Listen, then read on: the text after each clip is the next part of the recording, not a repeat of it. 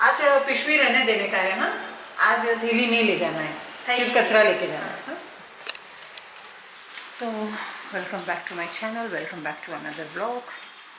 और मतलब अभी मुझे तो सच पूछूं तो ये होने लगा है कि कभी कभी ऐसा ख्याल आता है कि बेंगलोर से यहाँ आना रियली वर्थ था।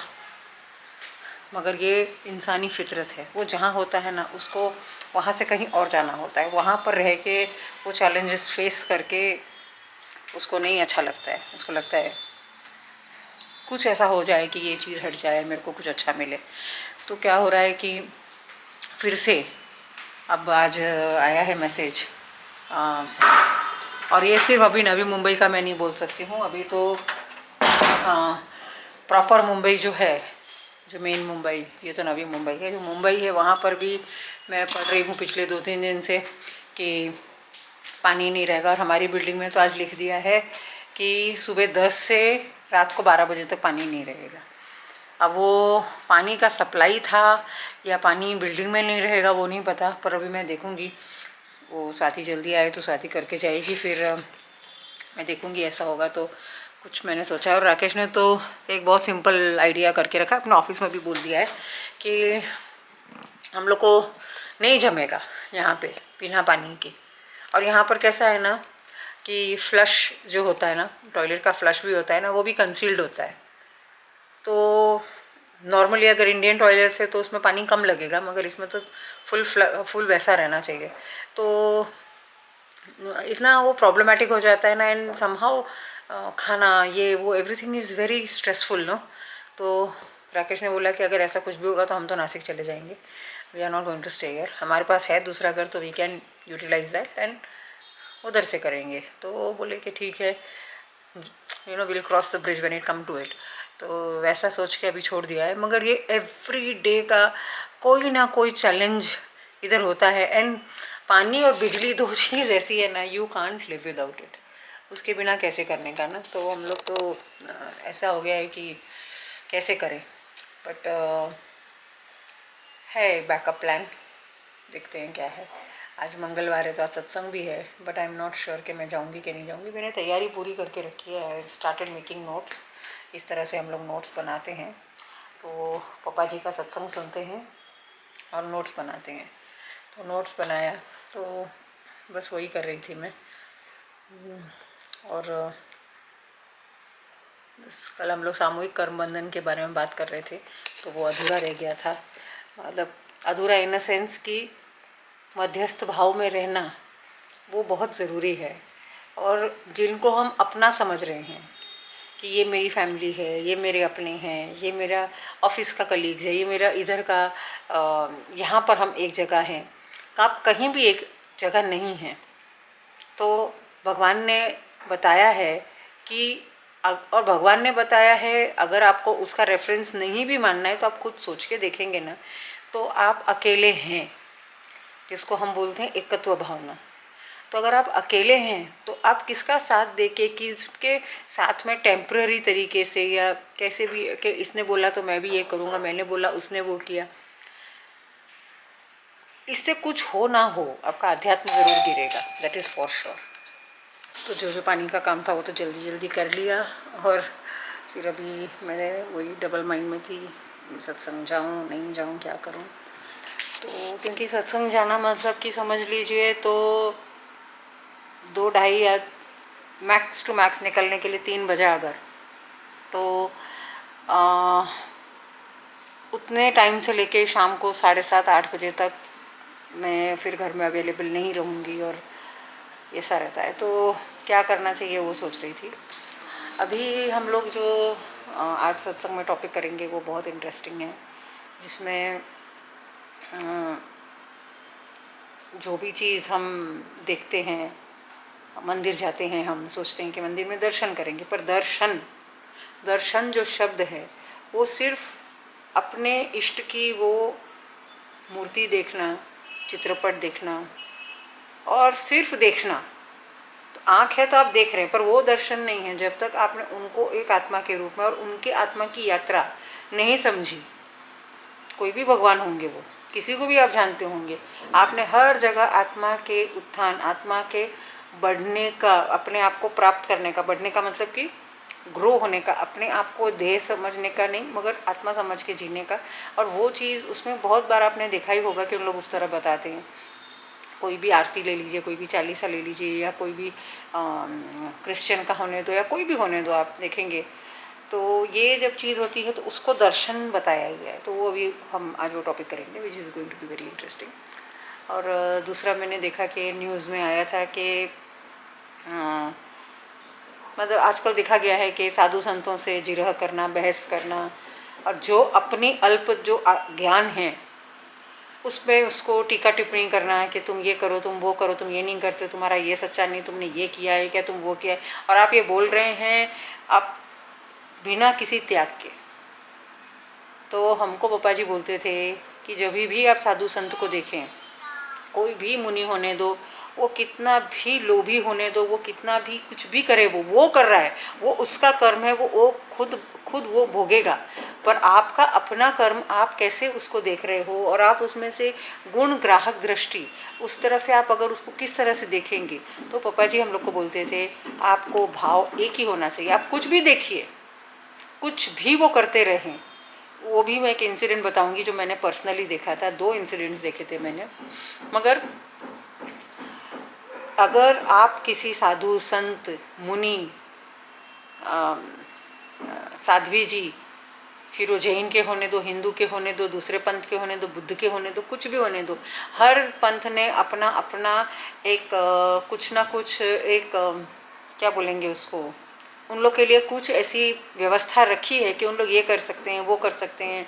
जैसे बौद्ध भिक्षु लोग होते हैं, उन लोग के लिए कुछ कुछ उन लोगों ने छोड़ा हुआ है कि आप ये कर सकते हैं, आप ये कर सकते हैं। हिंदुओं में ऐसा है कि पंडित लोग होंगे या कुछ होंगे, तो उन लोग शादीशुदा भी रहते हैं, ये सब भी है। तो हम किसी भी चीज़ के बारे में जब तक पूरा न जाने, और अगर जान रहे हैं फिर भी, पापा जी हम लोग को बोलते थे किसी भी साधु संत को देखो तो उसके त्याग को नमन करो। जो संसार लेके तुम बैठे हो आज तक, पत्नी, बीवी, बच्चे, पति, घर बार, एसी, पंखा, पैरों में महंगे महंगे जूते, हाँ, वो लोग क्या कर रहे हैं उस पर लक्ष्य नहीं है, मगर उनका त्याग आपने किया है, नहीं किया है। वो त्याग करने का भाव है इस जन्म में नहीं है। वो जिस मुश्किलों से रहते हैं हर मौसम में के पहले और मौसम के बाद, आप जिस तरह की तैयारी करते हैं उन लोग ऐसी कोई तैयारी नहीं करते हैं। बहुत सारे लोग, बहुत सारे आर्ग्यूमेंट्स इसमें हैं, ये भी मैंने देखा ऐसा करते हैं, वो देखा वैसा, but that is not important. The point is we have not done what they are doing, and even though they have somehow lost their purpose or they feel this is very difficult, whatever it is their lookout. You are not the judge. आप वो न्यायाधीश नहीं हैं जो AC कमरे में बैठ के एक भगवाधारी को, एक श्वेतधारी को आप कोई प्रवचन दें, बिकॉज आपने त्याग नहीं किया है। आपने त्याग के बारे में सुना है, त्याग के बारे में आर्ग्यूमेंट्स हैं, तर्क वितर्क कर सकते हैं आप, पर त्याग नहीं कर सकते हैं। और ये बहुत बड़ी बात है, बहुत ही बड़ी बात है कि आप वो त्याग के लायक भी नहीं हैं, और जिसने किया है उसको आप तरह तरह की, और किसके लिए, 10 रुपये के लिए, 100 रुपये के लिए, और वो 10 रुपये आपके लिए कुछ भी नहीं है, पर उनके लिए शायद एक वड़ा पाव हो सकता है जो उनका आज का डिनर होगा मे बी। ये सोच के देखना चाहिए हम कितना त्यागेंगे। एक जन ने हमारे सत्संग में पापा जी को बोला, यंगस्टर था, पापा जी अब मुझे सब कुछ ना त्याग देना है और अब मुझे ना आपके साथ ही रहना है। तो पापा बोले कि जब तेरा कुछ है ही नहीं, सब कुछ तो तेरे बाप का है, तू 100 करोड़ कमा या 50 करोड़ कमा और दूसरे दिन छोड़ देना, उसको त्याग बोलेंगे। तो जब जिसके पास कुछ है ही नहीं वो त्याग क्या करेगा ना। भोग रहे हैं आप हर तरह का, एसी आपको चाहिए, पंखा आपको चाहिए, ज़रा सी रोटी ठंडी हो तो आपको ना चले। तो ये सारी चीज़ें सोच के फिर हमको देखना है कि हम किस पर टीका टिप्पणी कर रहे हैं, because we are not the right जज। तो ये चीज़ अभी देखा कि बहुत सारे लोग साधु संतों को कुछ ना कुछ बोल रहे हैं, ये कर रहे हैं। ये हमारी परंपरा नहीं है, ये हमारे संस्कार नहीं है। हम लोग किसी को भी देखें ना, अभी कितने लोग मुझे भी इस तरह से समझते हैं, वो सत्संग कर रही है क्या, इसका सही होगा। फिर कोई लोग बोलते हैं तुम तो जैन हो, जो बोलना है बोलो। 1998 से मैं ये कर रही हूँ और एक दिन भी नहीं गया जब मैं मेरी आत्मा भूल गई हूँ। मैं इस तरह से कर्मों के साथ जुड़ गई हूँ। मैंने जो भी किया, अगर किसी ने मेरा एक वैसा वर्जन देखा है तो वो मैंने मेरे लिए लड़ाई नहीं की है, मैंने कमज़ोरों के लिए लड़ाई की है। हमेशा ऐसे लोगों के सामने मैं खड़ी रही हूँ, ऐसी चीज़ें मैंने की हैं जो लोग सिर्फ सोच सकते हैं, कर नहीं सकते। मैं और राकेश अकेले रहे हैं कितने साल तक, मगर बाहर दोस्त लोग हमारे हैं जो दुनिया वाले हैं, बिना बोले उन लोग पहचान जाते हैं। मैं लिपस्टिक लगाई रहूँगी, मैं आँख में काजल लगाई रहूँगी, कुछ भी करूँगी, फिर भी वो धर्म दिख जाता है। तो वो दृष्टि हमको भगवान जब कृपा करते हैं ना तो वो आती है। और राकेश को बहुत पसंद है, बहुत ज़्यादा, कि तुम ऐसे सज धज के ही रहना चाहिए। तो मैं करती हूँ। गिन के मेरे पास 4 लिपस्टिक हैं। एक सत्संगी ने देखा मेरे वीडियोस देखते, बोले तू नया कुछ शेड लगा ना। मैंने बोला पहले ये तो ख़त्म होने दे, खाली पीली उसको और ला के ये रखना वह। तो अभी अर्चना ऑस्ट्रेलिया गई थी तो वो कुछ अगर मतलब वॉटेवर इट इज़, मतलब कुछ अगर कोई देता भी है तो मैं ले लेती हूँ, मगर ऐसा ज़रूरी नहीं है कि हर चीज़ हम ये करें। तो ये सारी चीज़ें, मुझे तो बहुत दुख होता है जब कोई इस तरह से करता है ना, ऐसा बहुत बेकार है ये। क्यों मैं तैयार सत्संग जाने के लिए, अब बस बाल बनाना है और थोड़ा तैयार होना है। कैब आ चुकी है, ऑन द वे ही है, अभी 2 मिनट में आ जाएगी। एसी बंद करती हूँ, चलती हूँ। तो नीचे आ चुके हैं और अब देखते हैं कैब आ कि नहीं। वहाँ पर फिर काम चालू है। तो आ चुके हैं हम लोग एरोली टोल, और अभी जो मुझे मिले हैं ले जाने के लिए, तो निकल गए थे घाटकोपर से काफ़ी देर पहले, पर अपने योगेश भाई ओला के जो ड्राइवर हैं उन लोग से बात करते करते आ गए आगे। अभी एरोली ब्रिज क्रॉस कर रहे हैं, थोड़ी देर में घर आ जाएंगे। राकेश घर में आ चुका है। और आज सत्संग थोड़ा अच्छा नहीं था, मतलब कैसे बोले उसको, मुझे तो ऐसे लगा कि मैं जब रास्ते पे खड़ी थी तब मुझे तो बहुत रोना आ रहा था, पर फिर योगेश जो है ड्राइवर, उनसे बात करते करते मैं पूरा भूल गई। ऐसे कुछ नहीं, बहुत बड़ी बात नहीं है, मगर एक जो पब्लिकली ह्यूमिलिएशन होता है ना, वैसा कुछ हो गया। सबने मुझसे बाद में बहुत माफ़ी मांगी, मगर फिर मैंने बोला छोड़ो, जाने दो। सब लोग तो हमको नहीं पहचानते हैं ना, और सब लोग सुनी सुनाई बातों पे बहुत चलते हैं, पर कोई बात नहीं, फॉरगेट एंड फॉरगिव करके मैं तो आ गई। कि मगर ये लगता है ना कि 1000 रुपया हम लोग देते हैं वहाँ तक जाने का, और अगर मतलब लोग हमको नहीं पहचानते हैं ना, और नहीं पहचानते कोई बात नहीं, क्या हमारा इंटेंशन है वो भी नहीं देखते, तो थोड़ा सा ये लगता है। तभी तो मुझे बहुत ज़्यादा बुरा लगा, मेरे को तो लगा क्या मैं करूं, पर फिर मैं ठीक हो गई। और मुझे लगा मैं बहुत एकदम ये रहूँगी, पर अच्छा है, कभी कभी होना चाहिए ऐसे, हमको भी वो बहुत ग्राउंडेड कर देते हैं वापस। तो बस अभी पहुँचेंगे घर थोड़ी देर में, और फिर आपसे मिलते हैं। ये है खासियत ओला उबर से चलने की। अब योगेश मुझे बता रहा है एक नया रास्ता, कम्प्लीटली न्यू रोड, जो हम इतने साल से यहाँ वहाँ जा रहे हैं। 4 साल तो हमको नवी मुंबई में ही हो गए हैं, पर देखो हमको ये रास्ते पता ही नहीं थे, पर ये मुझे लाया इस रास्ते से। मेरे को ये देखना है ये कितना बड़ा शॉर्टकट है, तो देखते हैं। इंटरेस्टिंग लग रहा है, रोड भी अच्छा है, ऐसा कुछ ख़राब नहीं है, बड़ा है रोड, ऐसा नहीं है कि ख़राब रोड है। सब ओह कपाल, अच्छा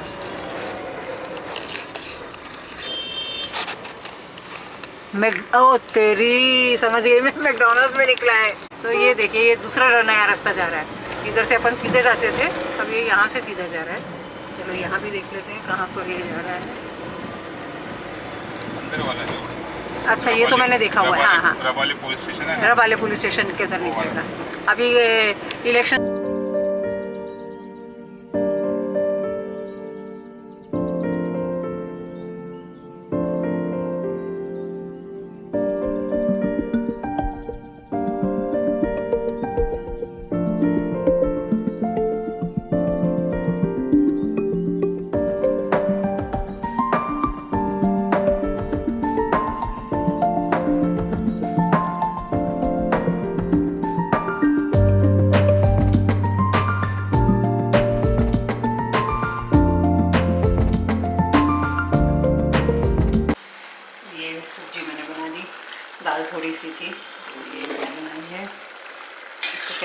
हैं,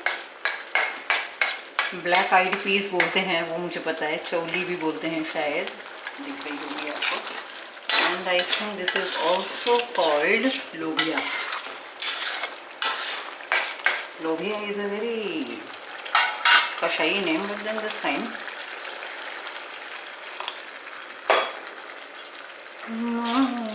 सुनते हैं मेरा इसे क्या, जो पूरा एक पैकेज जो है ऋचा चड्ढा के expressions and the song, the lyrics, the raw voice of the singer, the first way she picks up the song, so so so beautiful. और वो जो एक थोड़ी सी देसीपन है ना, जो जैसे तो वो जो थोड़ा सा, I don't know what is it called, but it's so bloody good, so nice। तो ये तो हो गया।